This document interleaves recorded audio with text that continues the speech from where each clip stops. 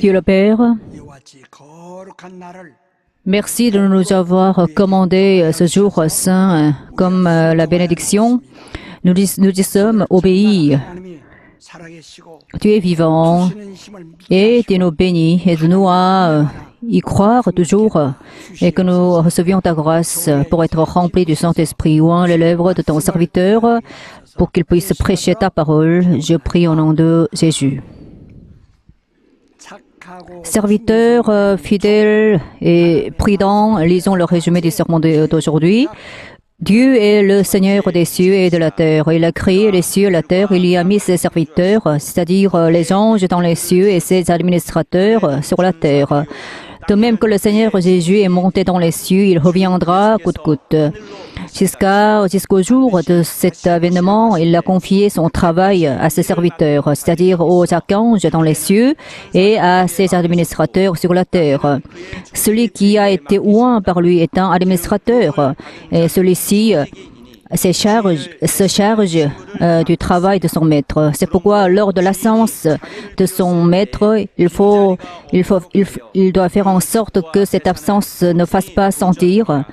Pour cela, il doit préserver la maison et les biens de son maître de manière bien solide. Celui qui a été oint et qui a chuté est Satan, et l'administrateur qui a été oint et qui chute est un hypocrite et sera donc chassé dehors. Dieu est vivant. Les serviteurs qui se chargent de son travail doivent y être fidèles. Celui qui refuse la volonté de Dieu sera châtié coûte que coûte. Devenons un serviteur qui peut être félicité à ce jour. Celui qui a le sens de responsabilité peut être fidèle à Dieu et peut plaire à Dieu. Vous les saints, devenons un serviteur fidèle et donnons la priorité aux œuvres de Dieu. Dieu est le Seigneur des cieux et de la terre. C'est pourquoi tout ce qui se trouve dans les cieux et sur la terre fonctionne selon sa volonté. Tout ce qui est visible et tout ce qui est invisible existe et fonctionne, agit selon la volonté de Dieu.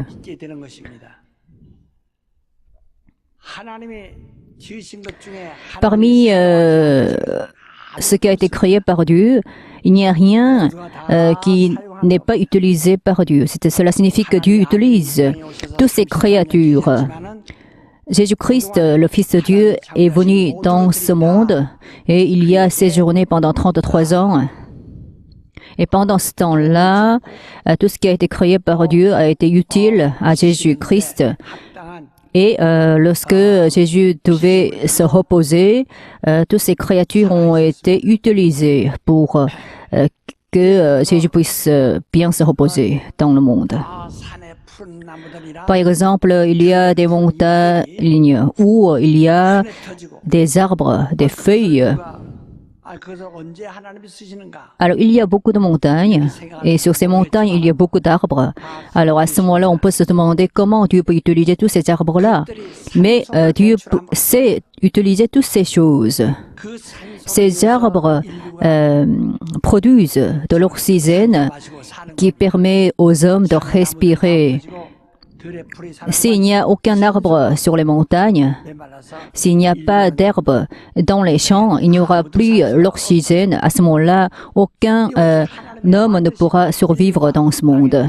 C'est ainsi que tous les hommes peuvent vivre dans le monde en bénéficiant de ce qui a été créé par Dieu. Par exemple, les hommes peuvent respirer grâce à l'oxygène produit par les plantes. Donc, même les herbes sont utilisées toutes par Dieu. Et parmi une grande multitude d'hommes, Dieu a choisi ces saints qui sont aimés par lui. Et donc, les saints de Dieu vivent avec les autres hommes. Mais si le temps vient, toute l'humanité sera traitée et jugée par Dieu. Mais le traitement sera différent. Par exemple, la famille de Noé a reçu la grâce de Dieu lors du déluge. Mais tous les autres hommes ont tous péri. Et alors, 8 membres de la famille de Noé ont pu survivre grâce à Dieu. Pendant 70 ans, Noé a construit une arche pour se préparer à ce déluge. Mais les gens de l'époque se moquaient de Noé qui construisait l'arche sur une montagne. À l'époque, l'arche était très grande. En fait, la longueur était de 140 mètres. La longueur de ce centre d'occulte est de 142 mètres. Donc, la longueur est presque la même. Donc, c'est une grande arche. Et 8 membres de la famille de Noé ont construit cette arche, cette grande arche. Les gens de l'époque se moquaient d'eux parce que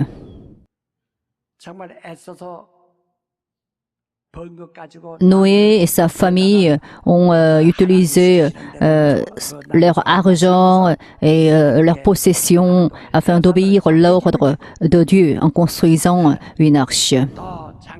Et pendant ce temps-là, les gens de l'époque jouissaient de ce monde et ils achetaient leur propre maison. C'est ainsi que la méthode de vivre était différente. Mais lorsqu'une inondation est survenue, la porte de l'arche a été fermée. Alors les 8 membres de la famille de Noé sont entrés dans cette arche et ils ne pouvaient pas connaître ce qu'il s'est passé en dehors de l'arche parce qu'ils ne pouvaient pas voir l'extérieur, parce que la porte de l'arche a été fermée. Et au bout de 40 jours, ils ont ouvert la porte de l'arche. Alors ce qu'ils ont découvert, qu'est-ce que c'était?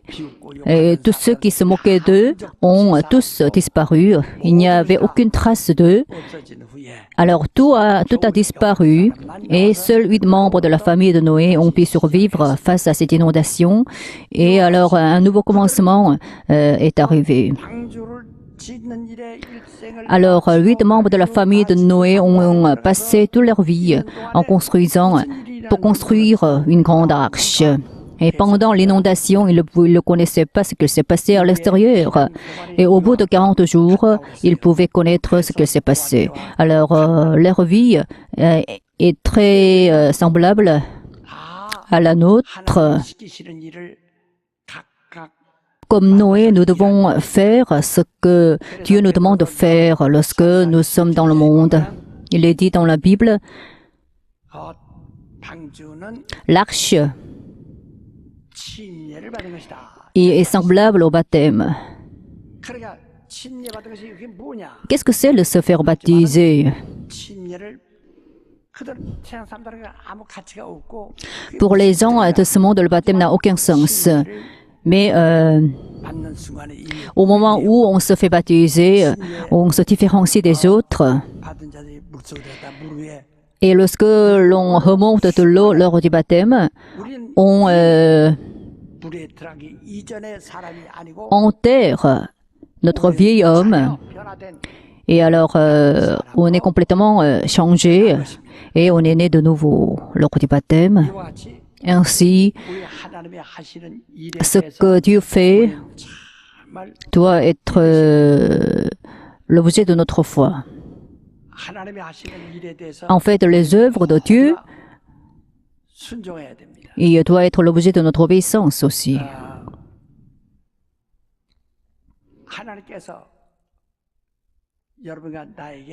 Dieu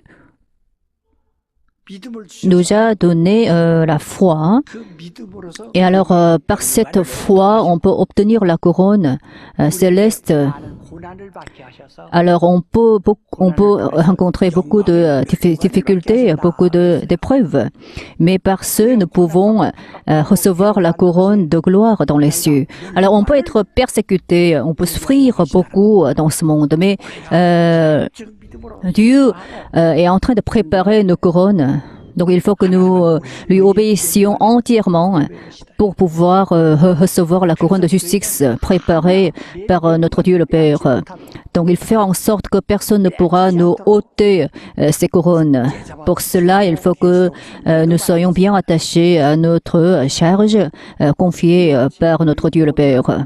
C'est ainsi que nous devons nous préparer à l'avènement de Jésus-Christ et en faisant les œuvres que Dieu nous a confiées. Qu'est-ce que c'est l'œuvre de Jésus? En fait, Jésus a commencé son travail lorsqu'il était dans le monde et pendant 33 ans, il l'a terminé. Ensuite, il est monté dans les cieux. Alors là, maintenant, il faut que nous fassions les œuvres de Jésus-Christ.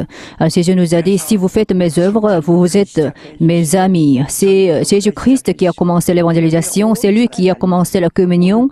C'est lui qui nous a demandé de faire toutes les nations ses disciples. En ce faisant, nous devons faire le travail de Jésus-Christ. Donc Jésus doit faire les œuvres de Jésus qui ont été confiées. C'est ça le travail de l'Église. Alors, il ne suffit pas de participer au culte. Bien sûr, il faut rendre le culte. Il faut aussi évangéliser, comme Jésus l'a fait. Il y a beaucoup de choses que Jésus a commencé à faire. Et alors, Jésus aussi a enseigné. Jésus a enseigné aussi. Alors, il faut que nous fassions aussi l'enseignement. Et donc, l'Église est l'endroit où on doit faire le travail de Jésus-Christ qui a été commencé par ce dernier. Si vous regardez la Bible, et qu'est-ce que disent les théologiens? En fait, la Bible parle, si la Bible a parlé une fois de la venue de Jésus-Christ, elle parle 8 fois de son avènement. Cela signifie que il y a les paroles 8 fois plus nombreuses qui parlent de l'avènement de Jésus-Christ. Si nous lisons la Bible, nous pouvons progresser. Si vous lisez mes livres, vous pouvez aussi progresser. Si vous voulez devenir des leaders spirituels, vous devez lire mes livres. En fait, mes livres sont destinés aux laïcs qui veulent devenir des leaders spirituels. Donc, ce sont les laïcs qui peuvent progresser en lisant mes livres. Tous les membres de l'Église doivent être des leaders spirituels. Donc, la Bible parle beaucoup plus de l'avènement de Jésus-Christ que de sa première venue au monde. Alors, Jésus est venu et il a accompli les œuvres de Dieu pendant 33 ans qui ont été prophétisées depuis le commencement, qui ont été annoncées à l'humanité à travers des révélations directes et indirectes. Alors, à travers toute la vie de Jésus-Christ, toute la volonté de Dieu a été accomplie de manière merveilleuse et mystérieuse. Des dizaines de milliers de promesses de Dieu ont été accomplies par Jésus-Christ. Lorsqu'il a quitté le monde, il nous a promis de revenir. Lorsqu'il revient,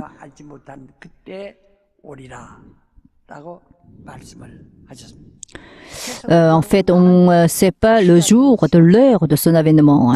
C'est ce que Jésus nous a dit. Alors, ce que nous devons faire, c'est l'attendre. Et quand il viendra, alors nous pouvons dire Jésus, viens, Seigneur Jésus. C'est ainsi que nous devons l'attendre. Avec une foi très ferme, et avec beaucoup d'espoir et avec beaucoup de patience, bien sûr. C'est ainsi que nous devons préserver notre foi. C'est cela la foi chrétienne. Mais certains d'entre nous se contentent de mener une vie religieuse. Ils ne savent pas attendre Jésus. Alors, ils se contentent de vivre une vie pieuse en devenant des gens de religion.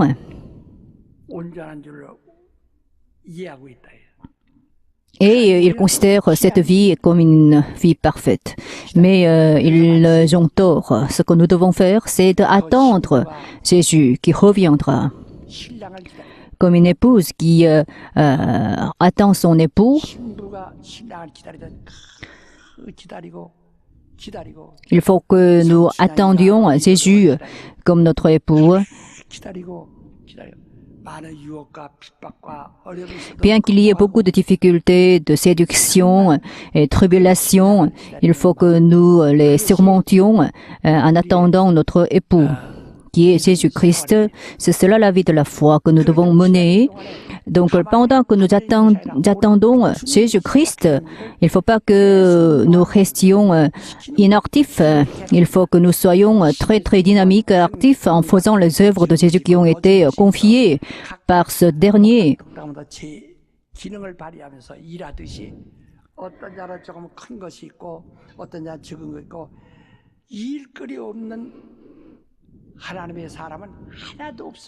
Alors, tous les hommes de Dieu ont des choses à faire parce que Dieu leur a donné des charges. Donc, il faut que nous fassions ces œuvres jusqu'à ce que Jésus revienne dans ce monde. Alors, nous serons glorifiés si nous faisons les œuvres de Jésus à sa demande. Celui qui ne croit pas en Jésus sera châtié simplement. Mais si nous croyons en Jésus, nous ne serons pas en enfer. Pour cela, Dieu nous a donné le baptême et le Saint-Esprit. Donc, nous ne serons jamais jugés si nous croyons en Jésus. Alors, nous ne pourrons pas aller en enfer. Mais la récompense va varier selon nos œuvres.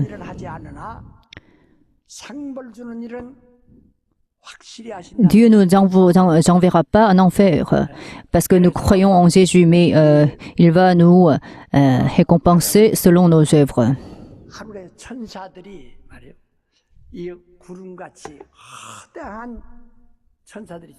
En fait, dans les cieux, il y a une grande multitude d'anges. Alors, ces anges agissent lorsqu'il y a des guerres dans les cieux, par exemple. Et parmi ces anges, il y a ceux qui possèdent un grand leadership. Et parmi ces anges qui ont un leadership, il y a des archanges. Et parmi ces archanges, il y a un archange qui possède le nom de Jéhovah. Jusqu'à ce que le Seigneur Jésus se mette sur le trône céleste, cet archange appelé Jéhovah était un administrateur céleste. Et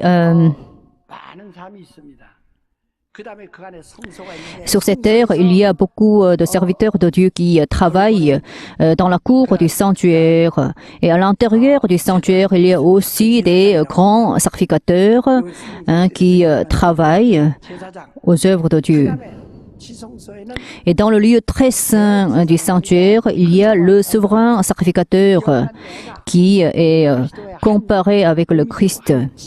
Nous nous sommes unis à Jésus-Christ, nous sommes ainsi devenus les membres de Jésus.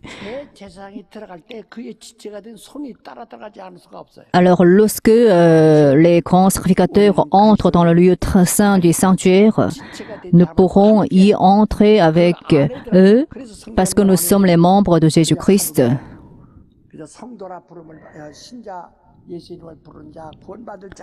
Alors, celui qui invoque le nom de Jésus sera sauvé, et celui qui est appelé saint, parce que parce que lui, il a été choisi spécialement. En fait, la gloire sera différente. Dans une maison, il y a des serviteurs.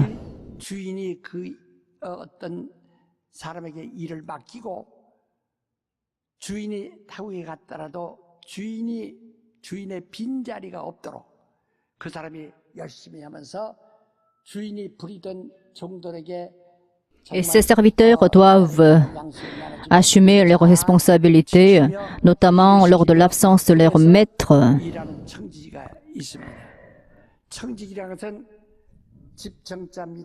En fait, l'administrateur est celui qui garde la maison de son maître, notamment la grande maison de son maître.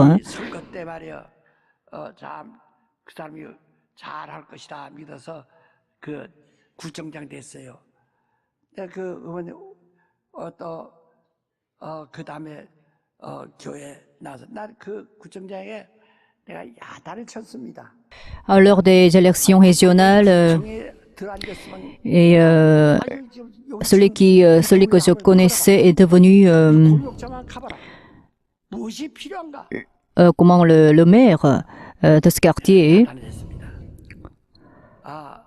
Mais en fait, après son élection, je l'ai rencontré et je lui ai reproché parce qu'il ne connaissait pas très bien les besoins de ce quartier.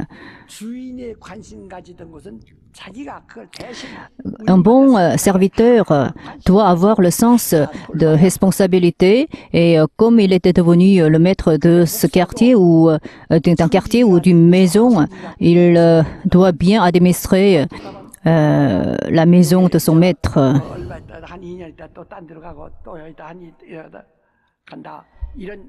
Alors, si vous êtes pasteur assistant, vous pouvez vous charger d'un quartier, mais au bout de 12 ans, vous devez changer de quartier. C'est pourquoi vous n'êtes pas très responsable du quartier dont vous vous chargez. Hein.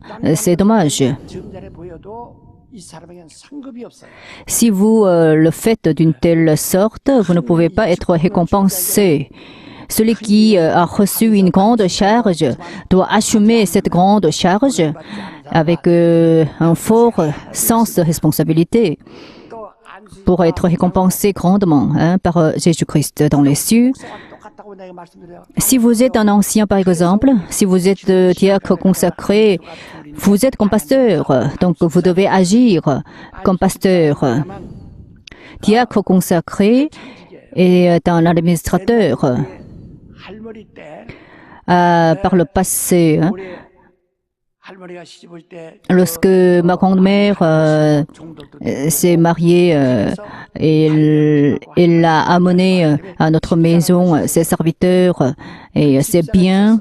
Et il y a eu un administrateur qui gérait les serviteurs et les biens de ma grand-mère. La Bible dit le diacre consacré est un administrateur qui doit gérer les affaires de l'Église. Alors, il doit donc étudier, être responsable de toutes les affaires de l'Église. C'est ça le travail de l'administrateur.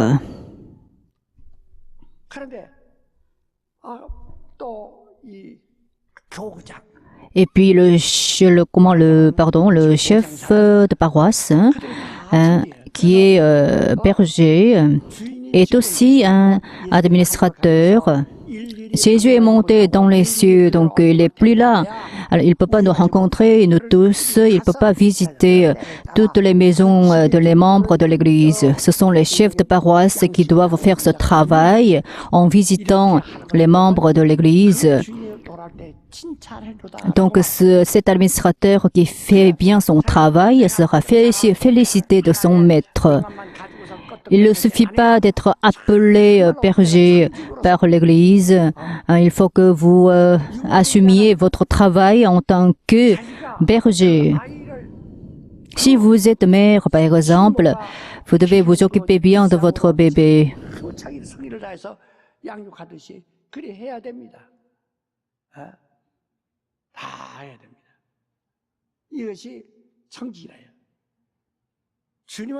Le Seigneur viendra coûte que coûte. La semaine dernière, j'ai mené une croisade. Vous connaissez tous le champion du monde sud-coréen de Go. Et il y a eu trois matchs entre le programme informatique AlphaGo qui a été développé par Google et Isedol qui est le champion du monde de judo. On a pensé que la machine ne pourra pas remporter la victoire face à l'homme. Mais quel était le résultat de ce match? C'est l'homme qui a perdu ces trois matchs. Et il reste deux matchs. Alors, c'était un grand choc. Hein. Alors, tous les scientifiques ont été bien choqués par ce résultat. Alors, on en parle beaucoup et dans les quotidiens, on consacre beaucoup de pages pour en parler. Et en 2040, l'humanité disparaîtra.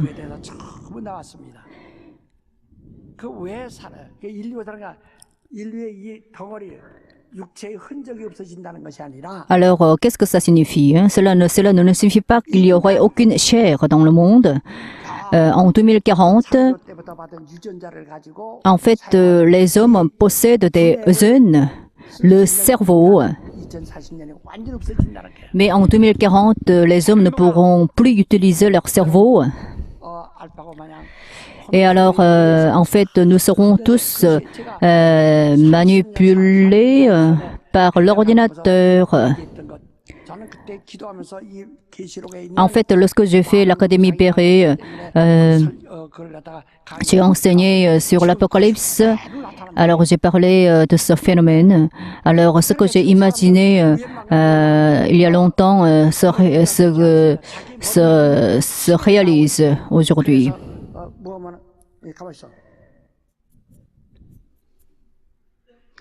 En fait, on utilise tous l'ordinateur. Hein. À tout moment, on utilise notre portable. C'est ainsi que notre cerveau se vide. En 2040, nous ne pourrons plus utiliser notre cerveau parce que c'est la machine qui va nous dominer et le cerveau humain ne sera plus utile. Et alors, l'intelligence artificielle va nous dominer d'ici 2040.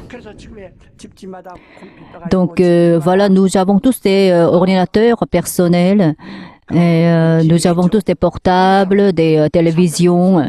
Alors,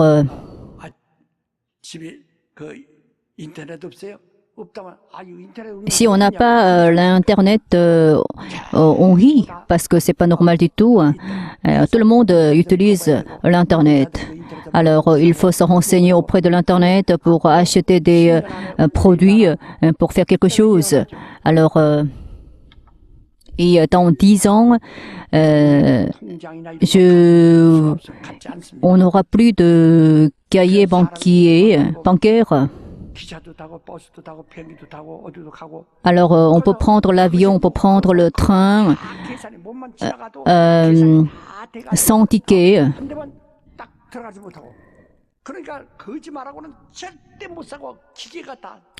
Alors, il sera impossible de mentir à ce moment-là parce que c'est la machine qui va nous contrôler et qui va lire ce qu'il y a dans notre cerveau. Et s'il y a des problèmes, on doit demander à l'ordinateur qui fonctionne, qui a l'intelligence artificielle. Et si on fait le mal, si on commet des erreurs, on pourra être même tué par la machine. Alors, si on ne fait pas ce qui a été demandé par la machine, on pourra être tué par elle.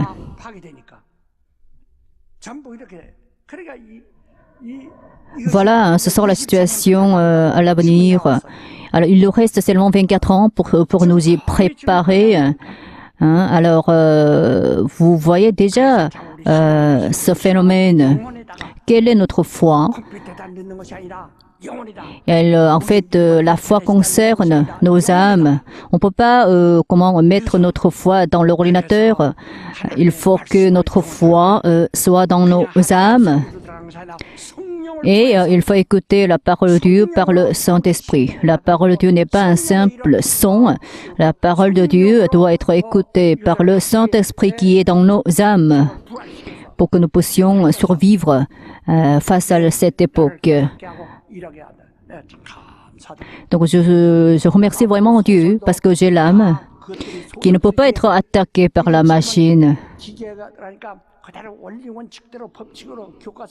Alors là, la machine n'a pas d'émotion.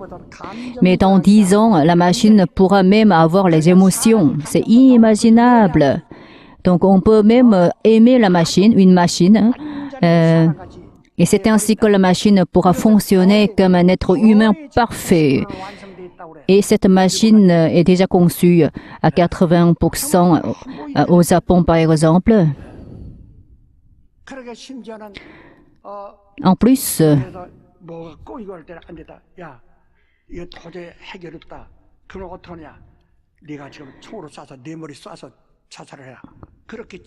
si quelque chose ne marche pas, la machine pourra nous commander de nous suicider, même. Alors à ce moment-là, on ne peut que nous y soumettre. Voilà, c'est ça l'idole qui va nous attaquer. C'est ça la fin du monde. C'est ainsi que les gens de ce monde ne savent pas très bien ces symptômes de la fin du monde. Mais nous devons être vraiment éveillés comme Noé qui a obéi à tous les ordres de Dieu. C'est pourquoi il a construit une arche selon l'ordre de Dieu.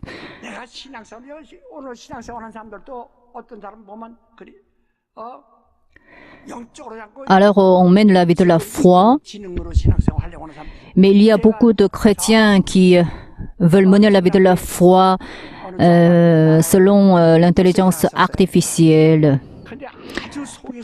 En fait, lorsque j'ai visité un quartier, j'étais très versée par la réaction de certaines personnes, parce que chaque fois que je parlais, ces gens-là regardaient Internet et l'ordinateur pour vérifier si ce que leur disait était correct ou pas. Donc, ils ne pouvaient pas recevoir la parole avec leurs âmes. C'était impossible. Donc, ce genre de choses vont arriver de manière habituelle. C'est ainsi que nos âmes s'assèchent et ne sont pas prêts à recevoir la parole de Dieu. C'est pourquoi il faut que nous recevions absolument le Saint-Esprit. Alors, j'ai reçu le Saint-Esprit. Alors là, par le Saint-Esprit, je suis dirigé par Dieu. Il ne faut pas que nos âmes se paralysent face à l'ère de l'informatisation. Abraham connaissait déjà le secret de Dieu face à la perdition de Sodome et de Gomorrhe. Et Lot et sa famille ont pu survivre aussi parce qu'ils ont connu le secret de Dieu. Alors, Sodome et Gomorrhe ont péri, mais en fait, il y a eu beaucoup de science, beaucoup de sophistication, de techniques dans ces deux villes-là, mais ces deux villes ont péri selon la volonté de Dieu. Alors, quelle est la charge que Dieu nous a confiée? Il faut que nous y soyons très conscients et il faut que nous en soyons très responsables. Sinon, nous sommes tous des administrateurs de Dieu. Alors, les administrateurs de Dieu doivent agir comme s'ils étaient devenus maîtres. Donc, ils doivent assumer leurs responsabilités. À ce moment-là, ils seront félicités, récompensés par leur maître. C'est ainsi que nous serons félicités, récompensés par notre Jésus-Christ. Est-ce que vous serez capable de féliciter de Jésus? Ou bien est-ce que vous serez chassé dehors? Même si on invoque le nom de Jésus, on ne pourra pas entrer dans le royaume des cieux et on pourra être dehors en grinçant dedans, en pleurant amèrement. Il y a deux personnes qui travaillent dans un champ. L'un sera pris et l'autre sera laissé.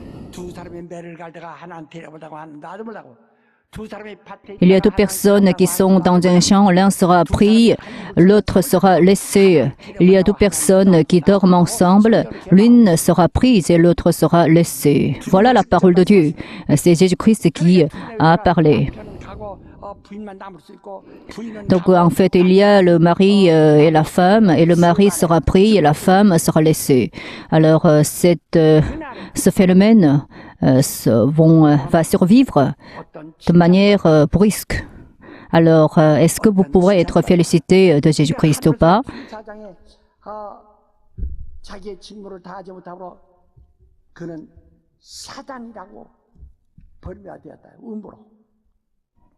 Il y a eu un archange qui est devenu Satan parce que il n'a pas gardé sa position.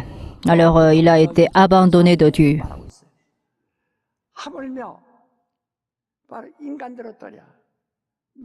Alors, quelle sera la situation de l'humanité? Il y a eu grande multitude d'hommes sur la terre, mais ils ont tous péri comme les Néphilim.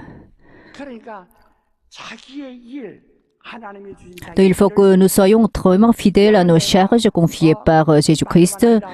Alors, il ne suffit pas de parler. Il faut que nous fassions parfaitement les œuvres de Seigneur Jésus-Christ. Comme j'ai écrit sur le pamphlet, j'ai parlé de l'ancien Joe. Il y a 30 ans, il a été employé, embauché comme un employé de l'Église. Mais en fait, lorsque je l'ai observé, il a agi comme maître, non pas comme un employé, comme un simple employé de l'Église. Alors, où qu'il soit, il était toujours fidèle à sa charge. Donc, lorsque je suis à l'étranger, je lui fais confiance toujours. Alors, et puis, je lui ai confié une partie de mes charges, parce que je peux être rassurée lorsque je confie mes charges à lui. Mais certains le haïssent, mais moi, en fait, je lui ai fait confiance entière. Maintenant, il a pris la retraite. Mais même s'il a déjà pris la retraite, je l'utilise toujours. Et alors, ce matin aussi, il a travaillé pour moi. Voilà, c'est ça comment la mission, le travail de l'administrateur. Un bon serviteur connaît bien les besoins du Seigneur.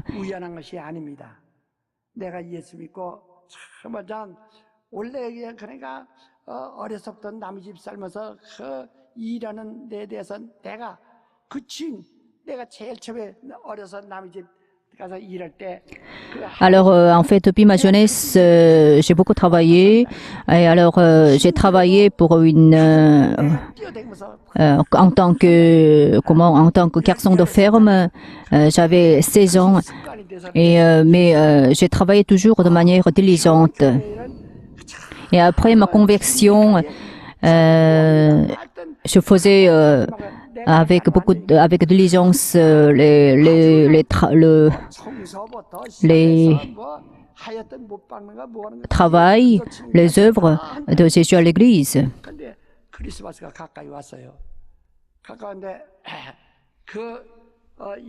Alors là, après ma conversion, je vais aller à l'église. À l'église, je faisais beaucoup de choses. Et j'ai nettoyé l'église, j'ai nettoyé les toilettes de l'église, etc., etc.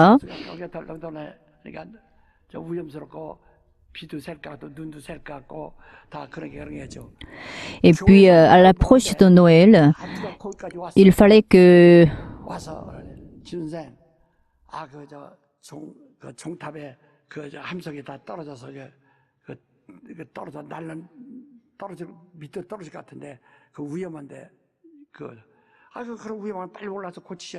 아유, 너 어떻게 나 미끄러져 떨어지 못하라고? 저는 미끄러져 떨어지 못하냐고 나보고 올라가래요. 그걸 하기 위해서 우리 집까지 왔어요. 그러니까 아주 속이 상해.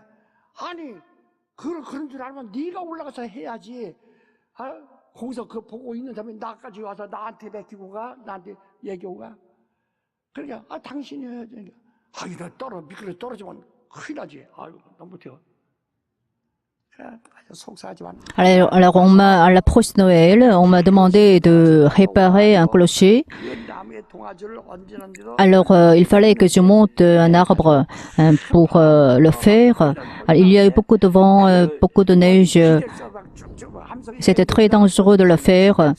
Mais comme je faisais presque toutes les choses qui ont été demandées par l'Église, avec diligence, on m'a demandé de faire des choses difficiles. Mais en fait, j'avais toujours le sens de responsabilité et j'ai toujours remercié Jésus de m'avoir donné des choses à faire.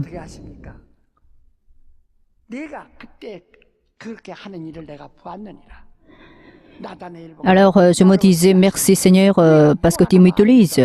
Alors Jésus a dit comment tu me connais? Alors Jésus a dit je t'ai vu lorsque tu étais là, tu étais sous le figuier par exemple.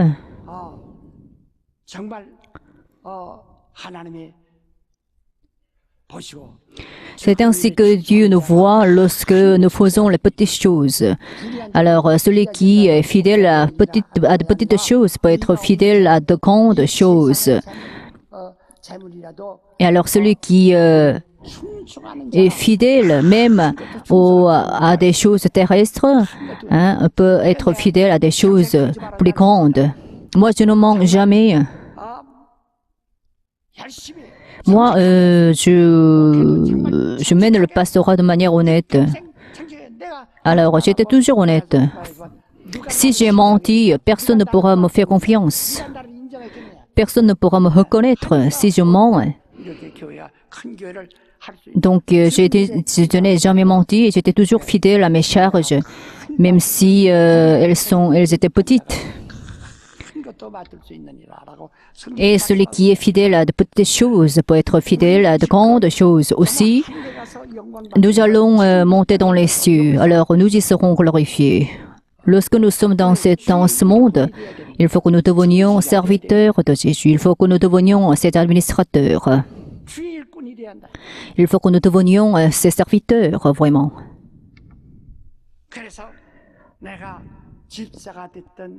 Alors vous êtes diacre, diaconesse. Alors vous avez peut-être des charges qu'on vous a confiées. À ce moment-là, vous devez y être spécialiste. Et alors, en tant que spécialiste, vous devez achever vos œuvres. Alors la chorale aussi, je suis très fière de vous, mais vous devez faire de votre maximum pour bien faire bien accomplir vos œuvres.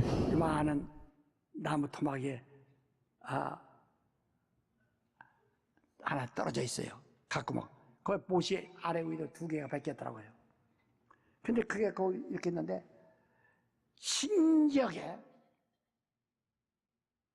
이쪽 본당에서 배려관으로 가는 사람들이 거기 가다가 그걸 보면 그걸 아주 탁 이렇게 건너뛰어서 올라가요. 또 내려오는 사람도 막 내려와서 거기다 또 이렇게 가다. Alors, un jour, j'ai vu une partie d'une branche qui a été tombée. Il fallait qu'on enlève cela, sinon parce qu'on peut tomber par terre. Et puis parce que dans cette branche, il y a tout clou qui risquait de sortir. Donc si on marche dessus, on pourra être blessé, gravement blessé par ces tout clous. Donc il fallait qu'on enlève cela. S'il y a un accident à l'église, c'est l'église qui doit en être responsable.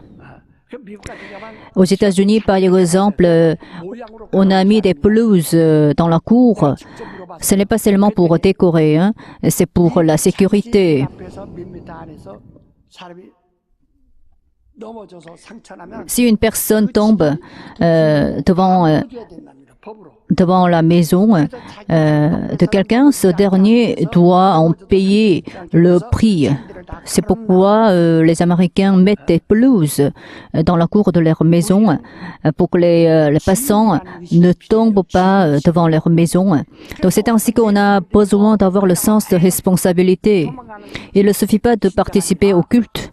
Hein. Il faut que nous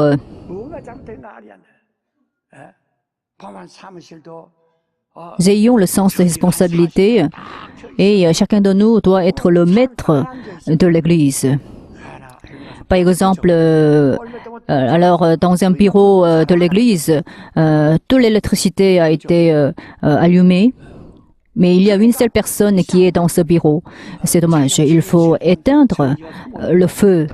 Il ne faut pas consommer ainsi l'électricité de manière qui n'est pas bien considérée. Donc,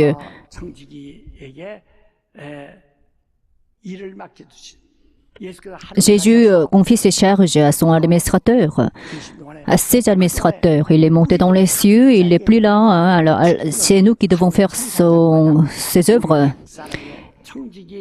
Nous sommes tous les administrateurs de Jésus et il faut que nous fassions donc ces œuvres.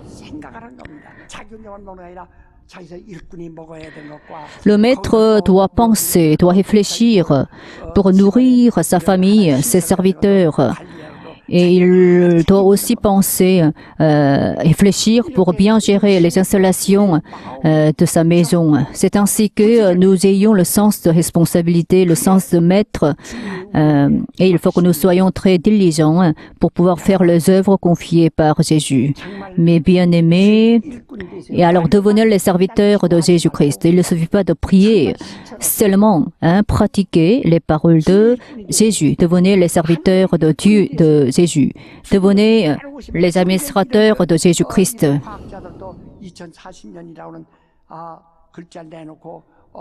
En 2040, en fait, il y aura un phénomène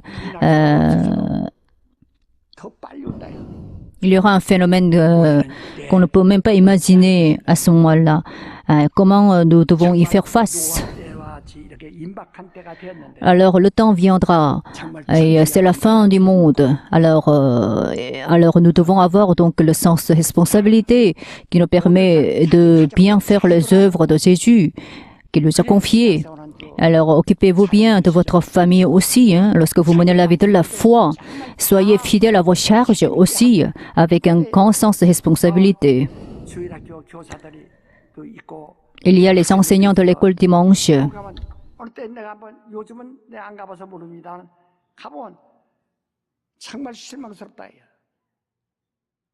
Qui me déçoivent ces jours-ci.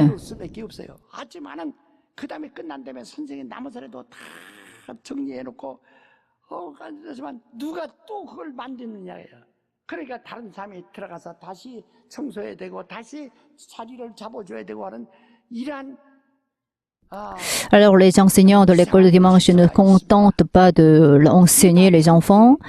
Ils doivent aussi ranger les affaires de la salle, nettoyer, etc. Hein. Seigneur, que je devienne ton serviteur. Alors, vous êtes déjà chrétien, hein, et il faut que vous deveniez maintenant un serviteur de Jésus-Christ. Alors, que fait l'Église? C'est les œuvres de Jésus. Et nous sommes tous les administrateurs de Jésus-Christ. Et en tant que ses serviteurs, il faut que nous travaillions à l'Église. Bien que personne ne nous reconnaisse pas, ils nous seront récompensés par Jésus. Nous aurons la couronne de gloire céleste. Comme Jésus-Christ a été glorifié, nous serons aussi glorifiés avec Jésus-Christ et nous allons aussi souffrir donc dans le monde comme Jésus l'a fait. Donc travaillons aux œuvres de Jésus avec un grand espoir. Veuillez vous lever. 이 시간에 다 해서 정말 가슴에 손을 얹으세요. Mettez votre main sur le cœur.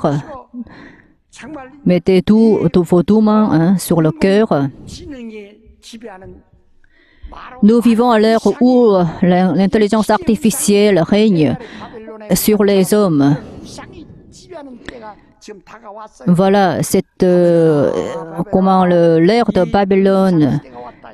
s'est approchée. 그때 우리는 Alors à ce moment-là, il ne faut pas que nos âmes s'assèchent. Il faut que nous soyons soutenus par Dieu. Il faut que nous ayons l'inspiration de Saint-Esprit qui nous permet d'obéir à la parole de Dieu. Que je devienne ton serviteur, que je devienne ton administrateur. 다 같이 동서로 Prions tous ensemble.